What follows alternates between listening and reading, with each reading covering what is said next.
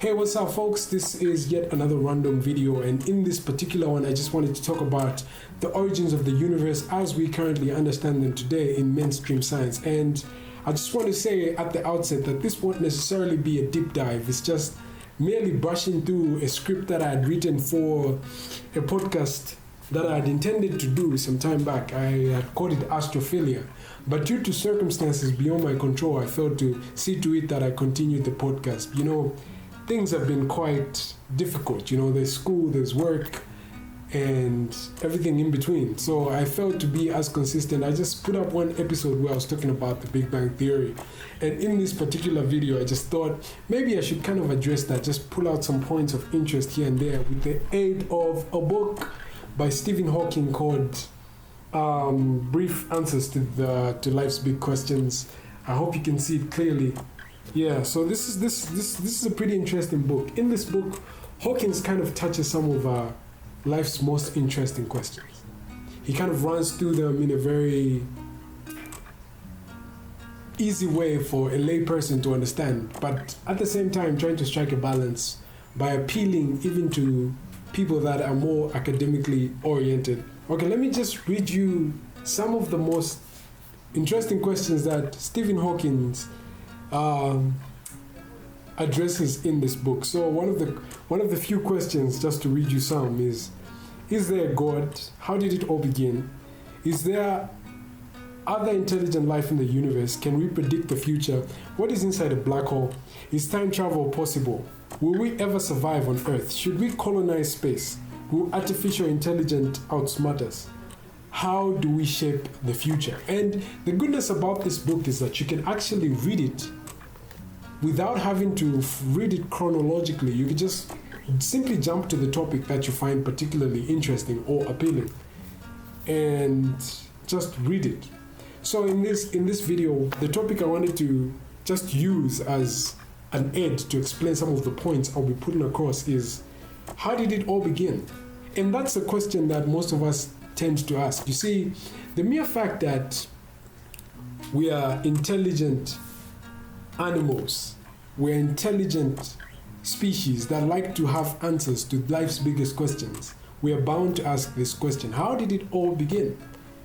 Every lay person asks that question. How is it that we're in this universe, sharing this conscious experience where we can experience reality as we do today? How did it all begin? That's the question that has puzzled many people. If that question hasn't puzzled you at any point in your life, then something is seriously wrong. And I think you should probably start worrying about your well-being, because as Christopher Hitchens once said, we are pattern-seeking mammals. And if that's a question that hasn't occurred to you, then something must be seriously broken. And when I talk about how it all began, for this specific particular video, I want to talk about that question in relation to the universe. I don't want to talk about the biodiversity, because if we talk about biodiversity, then we have to talk about evolution by natural selection, but that's not the topic I want to address today. I just want to quickly run through some of the main points I brought out in the episode where I was talking about the Big Bang Theory. So, how did it all begin? And I think I'll be reading some portions of the book, so you gotta bear with me. Hopefully that won't be too boring, but we'll do what we have to do. So this is a paragraph of the topic, how did it all begin?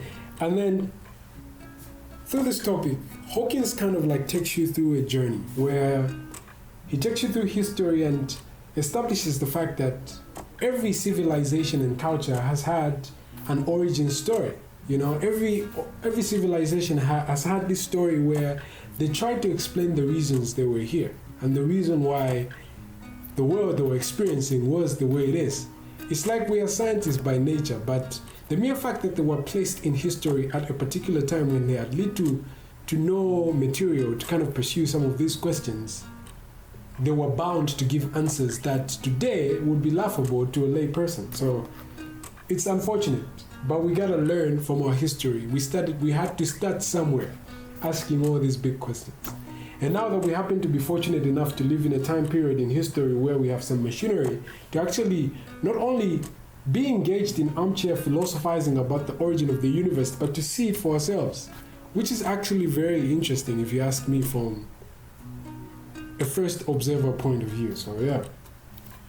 Hawkins here says, if one believed that the universe had a beginning, the obvious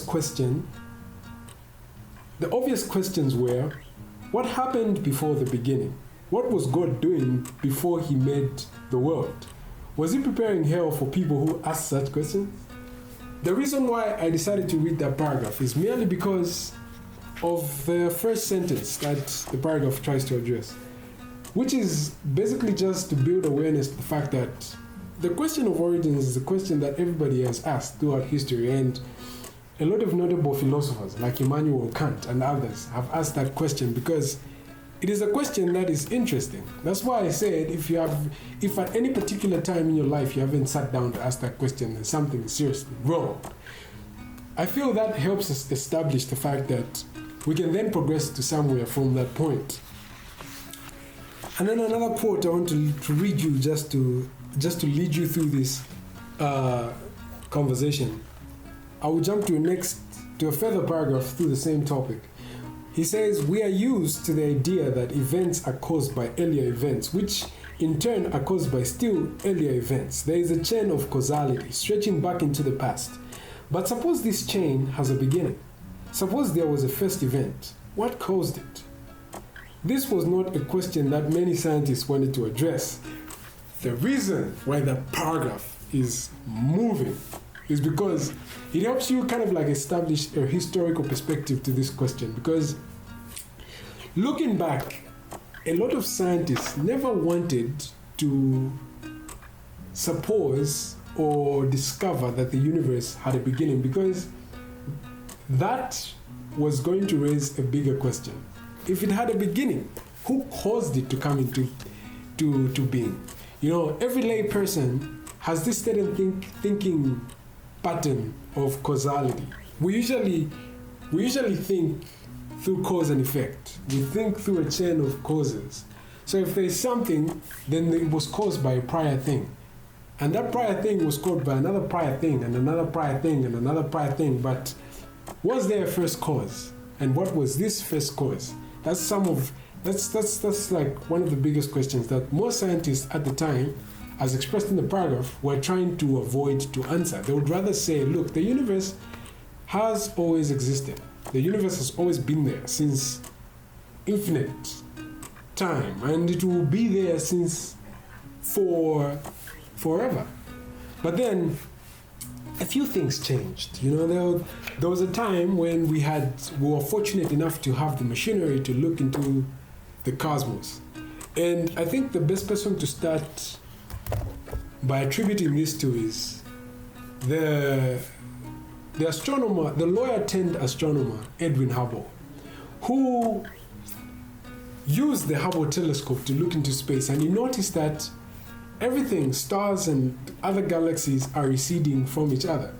So the next logical question to ask was, if stars and galaxies are all receding at a very fast rate, where are they receding from? Or where, if we could only track back to where they originally were, what was that?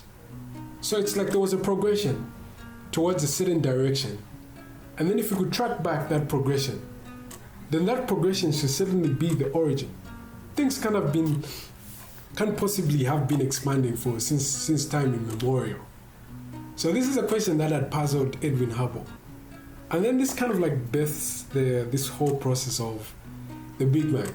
Of course, some people like Lamet, the Belgian priest, were already talking about things having to have been receding from a very single point, or from a point of singularity where everything was crushed into a dense, small thing. And then it's just merely started receding from each other into everything we know today. And we've come to know as the expansion of the universe, or in other terms, the Big Bang Theory, which was followed by a huge expansion rate, which we've come to know as inflationary, as inflation. So some of these questions have been answered by a lot of people, but Edwin Hubble played a notable role. in helping us to currently understand where we are cosmologically. So if you look at the universe, the likely conclusion that we can draw is that there was this point that is called the point of singularity. And in this chapter, Hawkins kind of touches it so much. He says that the universe began with a singularity was not the idea that I or any number of other people were happy with. The reason Einstein's general relativity breaks down near the Big Bang is that it is what is called a classical theory. That is, it implicitly assumes what seems obvious from common sense, that each particle had a well-defined position and a well-defined speed. Today we have a very notable explanation for the origins of the universe, which is Big Bang cosmology. And Big Bang cosmology has so many proof for it. We have the evidence of the CMB, or cosmic microwave radiation, or cosmic background radiation, that attests to the fact that the universe had experienced a Big Bang and is still expanding today.